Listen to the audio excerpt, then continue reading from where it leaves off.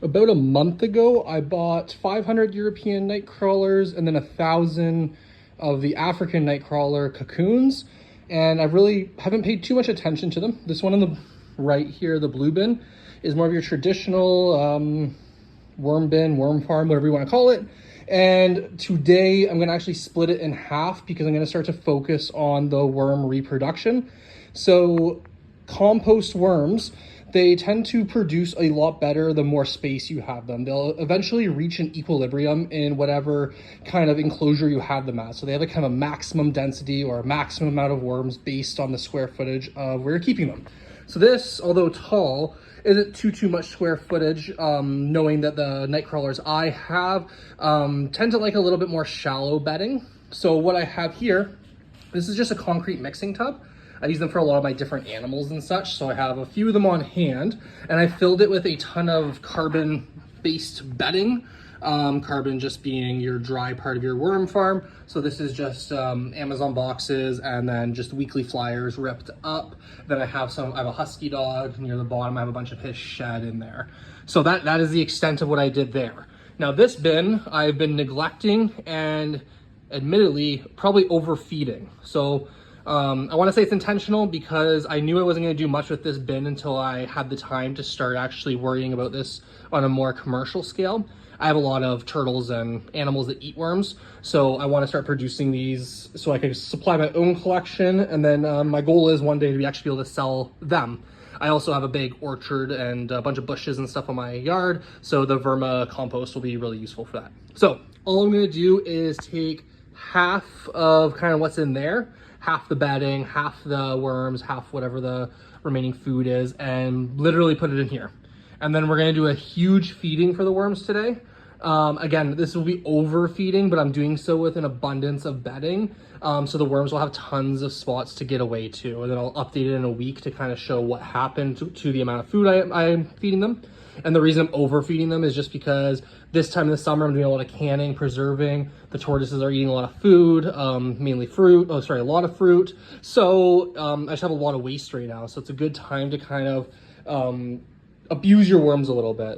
They really are versatile as long as you give them space, and they will breed and adapt to the conditions you give them as long as you don't outright suffocate them or have absolute toxic conditions in your bin.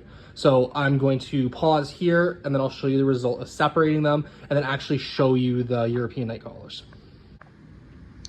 So I'm still separating and I'm getting near the bottom here where it's a little bit more anaerobic, but what's interesting is that is where all the worms have been hanging out, is in those kind of gross overwatered parts of the bin.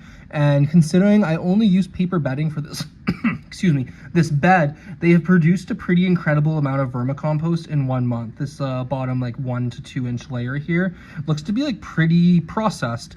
So again, I am quite literally splitting half of this bin into here, and that's my progress so far. I will bring you back when I'm done. I just want to show where the European night crawlers have been living so far.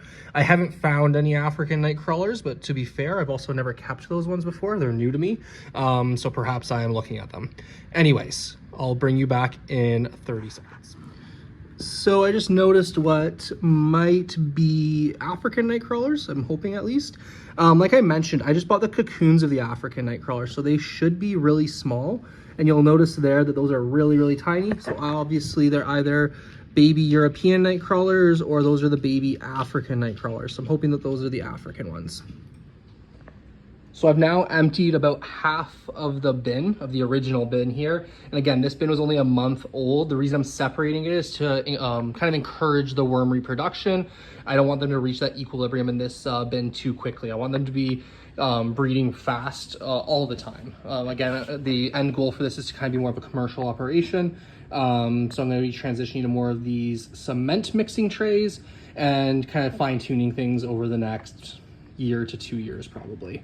So I just want to kind of go through a little bit of this bedding material here to show some of the worms they're doing.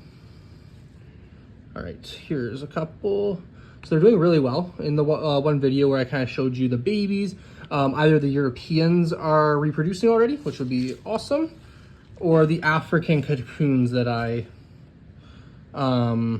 purchased, they're hatching. So either or, that's a welcome scenario. Buying the African cocoons was kind of a risk because I've never done it before.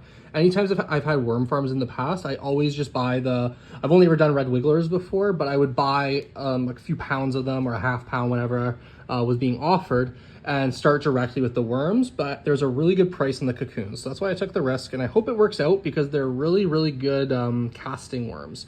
And I do need to produce a lot of castings for my kind of fruit production next year. So just dug through there a little bit to show you that it is a healthy, thriving bin, and we're starting from a good starting point. Like most of these worms are going to be breeding and ready to breed. And then now what we're going to do is a heavy feeding in both bins. And I'm going to show you how I prepare for that, because again, this is definitely overfeeding the bins based on my current worm population. But that's okay as long as you take some precautions. So I will show you what I do for that. All right, so we're back and ready to do that heavy feeding. So in the original worm bin, all I did was add a fresh layer of bedding. And that's because, like I said, I was already kind of abusing this bin. So it was a little bit oversaturated with moisture. And then with this big feeding, a lot of the fluids from the melons and stuff will seep into the bedding. So it's kind of acting as a towel of sorts just to absorb the extra moisture. And you'll see I have tons of fresh bedding up there as well. And then I'll just keep adding it in as needed for this bin. And then over here, what we're gonna do is we're gonna feed directly beside, like right here, beside where the current bedding is. So this is where all the active bedding is, and we wanna encourage them to move throughout the bin. But right now, that's just dry bedding. And again, I did that intentionally because the feedings we're gonna do and the material I just added to this new bin is really wet. So this dry bedding just lets us absorb all that extra moisture. And what we want to make sure it's kind of like is if you squeeze it, it should be like a sponge that has no water seeping out. So that's kind of what we're looking for. So I'm going to do both the feedings now, and you'll see what I mean. It is quite a bit. It is 2 entire coffee containers full of high moisture content, which the worms do really like because it turns soft pretty quick and they can work through it, but it can be difficult composting in larger amounts. There's also tomatillo skins in there, some jalapenos, and a few other things. Okay, I'll show you how large it looks in the bin. So that is a lot of watermelon, and there's a few other cantaloupe peels and whatnot in there. So there's a lot there. And then here, this bin ended up with all the tomatillo peelings. There's some onion peeling in there. Underneath that, there's some melon, some jalapeno stems. So what we're gonna do now is we don't wanna leave this exposed because it just opens up a breeding ground for fruit flies, which right now I'm gonna be keeping these bins in a kind of an outdoor setting. But in the winter, we definitely don't want fruit flies invading the house. So to avoid that, we're gonna bury it. So normally I would do dry bedding to bury it, but with this brand new bin, I'm just gonna literally kind of push it over. So again, that's just because I want to encourage these worms to move throughout the bin. And then that actually gives us a good look at some of the worms in the bin. And you can also see when I do those close-ups how wet the bedding is. Lots of young worms though, but that really, really wet bedding, we just want the dry stuff underneath to really help absorb.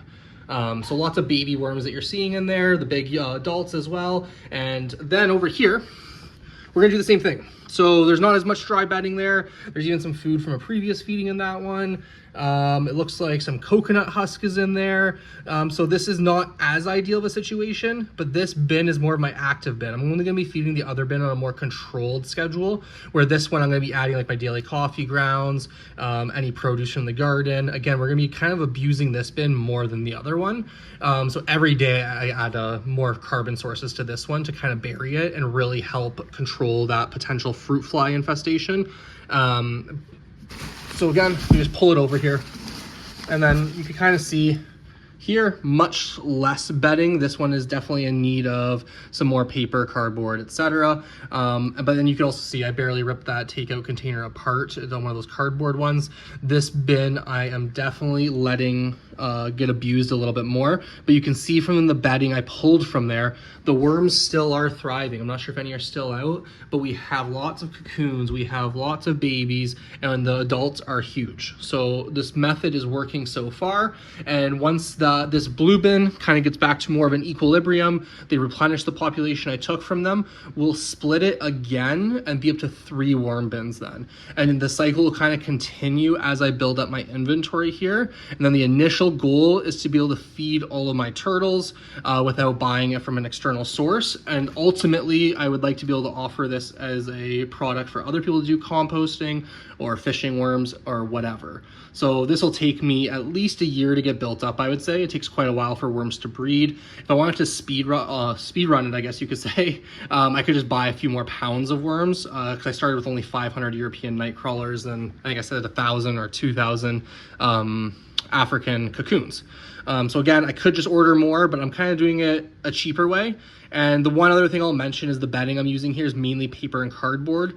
It's a free input. You don't have to spend any money on that, which is, again, this is a cost-saving effort. If I was actually trying to just absolutely maximize my production, I would probably use some sort of like peat moss and horse manure mixture. And then that would be my food plus my bedding. And unfortunately though, I don't want to be spending a ton of money on peat moss. It's also bad for the environment. So we're going to be using paper and cardboard, and we'll see how everything produces. So I'll update this in 1 week and I'll show you how the worms have moved into the food.